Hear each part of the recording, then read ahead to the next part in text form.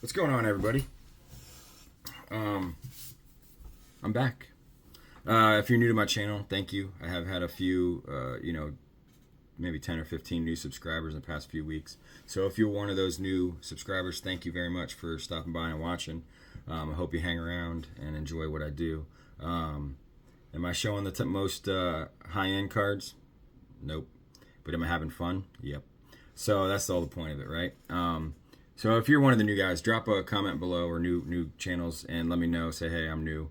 I know a few of you already have. But with that being said, doing this for as long as I have been, you have to come up with different unique ideas to do video content or show some cards. And I thought, like, instead of just picking out some stuff that I want to show or that I might think that somebody wants to see, or maybe because my brain isn't my memory is not the best, something I've already shown 10, 15 times. How about come out with a unique way to, it'll be a surprise to me and a surprise to you. So I'm going to call this series, What's in the Hat? It's my sweat hat. It's just because it's a hideous hat. When I get sweaty, I don't want to wreck one. Good hats. But in this hat is 10 Post-its, all folded up. Let's see if I can do it without spilling them. All folded up in there. Each one of them has something written on it. It'll be for me to make a video. And I'm going to pull a paper out of the hat, and that's what that video will be containing. So with the first one, let's go ahead. I'm going to look down, not looking, stirring them up a little bit. Let's see what the first one is. And when I pull it, I'll probably have to, pause it to get whatever's on here out. So you won't see any time lapse. It'll be on my end. So, all right, the first one. All right, nice. Show off 5 favorite vintage cards. So 5 of my absolute favorite vintage cards. That's what I'm going to show off in this video. I'm going to pause it, get the cards, and you'll see maybe a second later. You'll come back on. All right, so hang tight. All right, here we go. So I'm going to turn you around and show you those 5 favorite cards from the first episode of What's in the Hat. So here we go. Turn you around. All right. So these will be in a certain order. And we'll start just like this. So the reason this one is special to me, 1 is because of where I got it, and 2, just because of the set, that the memories that this set brings back. I don't know if I've ever even really talked about this too much, but this is the 72 Roberto Clemente. It is a 6.5. It is a little off-centered, a little, I use that term loosely, right to left, but I got this off of B. Roth. Everybody's buddy B. Roth. I bought a few cards from him. I didn't label the cards on the back. I need to do that. I bought 5 of them from him in this one sale that he had a few years back, actually. But the other thing is what this set really means to me, in a weird way, really. So from, geez, man, what year? Probably 2000 to 2000 to when they closed, and I can't remember when they closed. But if you're in the Tampa area, you know Wonderwater Cards. They're over in Clearwater now, but they used to have a Tampa location, right? Dale Mabry, right by Ehrlich, and close to Ehrlich. And I used to hang out there all the time. When I bought those boxes and ran up a big credit card bill in 04, 05, 06, that was where I did it. I bought everything from them, traded everything from them, picked up singles, comic books. I had 10,000 comic books, or close to it at one point. I had art cells. I had signed pictures from Romita family. I had a Stan Lee signed lithograph. I had multiple things that was in my apartment at the time. I moved on from comics probably a little sooner than I needed to or wanted to, but I did it because I wanted to get other sports cards. So with that being said, I came into a collection in 2000, probably 5, and it had a full set of 72 minus this card and the who was the other one? This card and what was the other one? Oh, sorry, this card and the Fisk rookie. So the whole set was complete other than those. And the reason I didn't have this one or the Fisk is because they were damaged. The person I got it off of said they were just ruined, and he actually threw them away. So, but it was a big collection. I mean, it probably boxes would fill up a big, like, commercial toilet paper box, like when you get them from the way that the stores get them. A big cardboard box. That's how big it was. And there were starting lineups. There was all kinds of stuff. But there was the complete set, minus this card and minus the Fisk. The first card that I pulled out of the set box was the Nolan Ryan. Everybody's seen the Nolan Ryan, the big picture of him. And that thing was beautiful. I mean, it was maybe a little off center, but it was gorgeous. And that's how the whole rest of the set went. Well, fast forward a year, I got itchy, wanted some different cards, and I sold them. And pretty much the entire collection I got rid of. And with that being said, I was sad about letting the Nolan Ryan go, letting a couple of the other ones go. So when this one came up, I was like, man, that was one of the cards that I wanted to get from that set. I already have the Fisk. It's up there in my frame. And so I wanted to add this. So when B. Roth had this out for sale, I was like, okay, well, it's a good story to buy it from him and to help him out as well. So that's why I have that long-winded story of why this one is one of my favorite cards. And I don't know if I've ever really shared that, to be honest with you. This one, again, super cool. Love the card. I've always wanted this card and never really thought I'd be able to get it.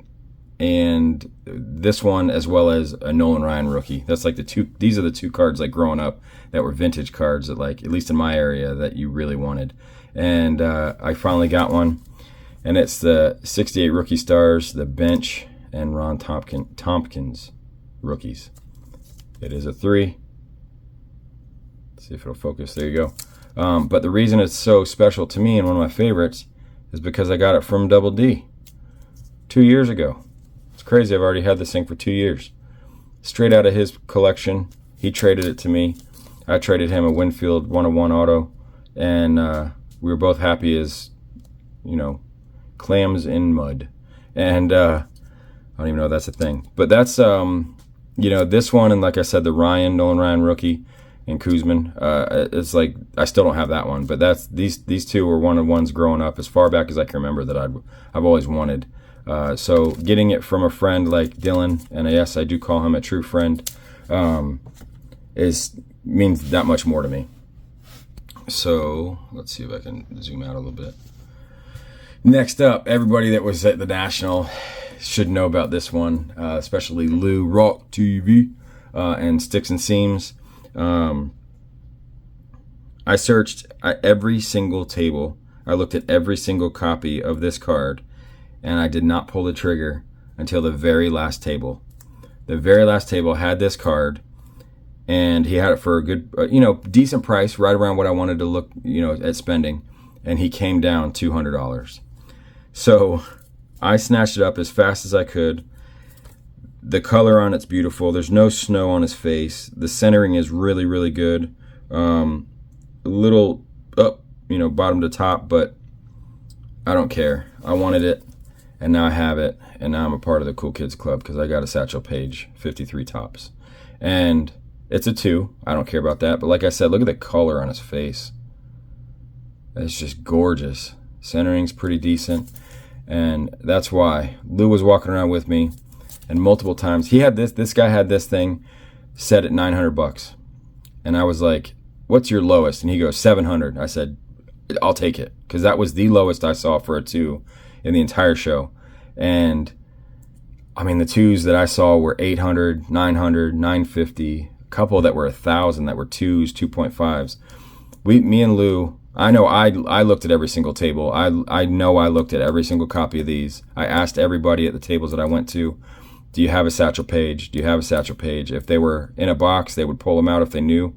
And if they were in the case, obviously I was looking at them. I saw a couple that were like 4s and 5s. I saw a 7. That thing was gorgeous, but it was like thousands of dollars. But this one was the very last table. Lou tried to sucker me into buying a couple other ones. He's like, man, you're not going to see any better than that.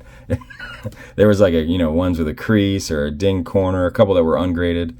But this one, when we both saw it together, I think Lou kind of knew that I was going to go for it. And as soon as I saw it, because he was like, hey, give me your phone. And he recorded it. So I wasn't even thinking about that. So Lou was thinking about doing the footage and documenting the purchase. So I was beyond happy, and the guy that I bought it from was so nice, really cool guy. We sat there for a few minutes and talked to him before and after, and he was happy to make the sale, and I was happy to make the purchase. So, but what made it even cooler was that I got to do it with one of my buddies. I got to go with Lou and do it. I was looking for Mike Sticks and Seams, but we kind of have the same type of mentality when we get to a show, or behaviors when we get to a show. Even if we drive together and we go to a show here, we kind of get in the door and we part ways. Like we go looking, and then we'll meet up several times where I couldn't find him, and the cell reception in different spots was not the best. So I wanted him to be there too, but just getting this card in my collection is, this was one of my top 3 cards that I've wanted. So I had a mission, and I got that mission handled. Next up, this is a player that I've always liked. I always wanted this card, and years and years ago, probably 2013 or 14, I made a trade for this card and the autographed, like, modern version of this card, the redo. And I sent that both out to get graded. The rookie came, I thought it was probably a 4 or 5, but it came back a 3, which I don't care. Back then I cared a lot about it. As you can see, during COVID, I was looking at what the prices were. But the autograph version of this, I think it's 2000 maybe, or 2000 something. It's, signed, and that came back an 8, which is cool. It's in my graded box. But I always wanted the Carl Yastrzemski rookie. Finally was able to get one, and yeah, I was so stoked. That video is on my channel. If you look at, I don't know, I'm not going to look back to see if I can find it, but it's back there. It's way back there. 2013 or 14, maybe 15. But well, you know what? It was definitely after 2013, because I was in the office at the time. Yeah. So might have been 15 or 16. So I don't know. You can search back that far if you really, really wanted to. But this is a super special card to me, because I always wanted it. I kind of, was looking around, and another, it was another person that I knew from one of the Facebook groups that I pulled the trigger with and made the trade. So beautiful card. I love it. And last but not least, this one, if you've been a part of my channel anytime, you know the story. One of the first cards that my dad bought for me as a gift. One of the most expensive ones he bought for me. It was $75 back in the day. It was ungraded, and my brother brought friends home from college, and I was so happy. I only had the card for maybe a year, less than a year, and I would show everybody that came over. I was so happy with it, and when those people left, the card left with them. They stole it. I pretty much know it was one of the guys. One of the guys that came home with him, he's from Canada, and he took the card and something else from my brother's college dorm, and then he never came back to the college. No, I don't think that was like the straw that broke the camel's back for him not to come back. I don't think he had plans on coming back anyway, so he was just taking stuff from people. Well, flash forward years and years later, I actually was able to get one. It was affordable for me at the time, and I sent it away with that one in the order to get graded, and it came back a 4, which I knew that. I knew it was going to get that. It's way off centered, and there's a few little bit of corner issue. I don't know, one of the corners, but look at the picture is beautiful. You can see the ball plain as day. It's not snowy over there. The banners in the back aren't snowy. This label here isn't missing any of the black around it. Sometimes they'll get rubbed off. And you can see the catcher and the umpire. And you can see Mantle. And it's just a special card. Mantle hits his 42nd home run for the Crown. And because my dad bought it for me, he was so proud to buy this for me for my birthday. It was $75 back then, which we did not have money growing up. I was probably 12 at the time, 11 or 12, because my brother was in college. He's 8 years older than me, so yeah, I was probably 11 or 12 because he was 19 or 20.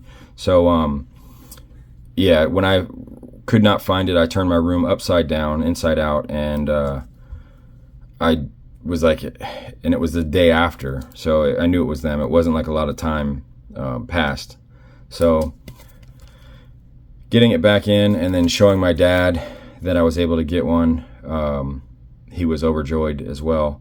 And I'm glad I didn't wait. I'm glad I was able to show him and share it with him again, and just show him and tell him how happy I was to get it back in my collection, even though I'm not a Red Sox fan. So, with that being said, that is the first week installment of What's in the Hat. And look at that, those fit perfect. And I hope you guys enjoy. I know it's a little bit longer video, but the stories are what we hang out for. At least that's what I hang out for. So, thank you for partaking in my memory lane walk. And hopefully you guys like this, this series. All right? Hope everybody has a good one. And remember, do something nice for somebody. See ya.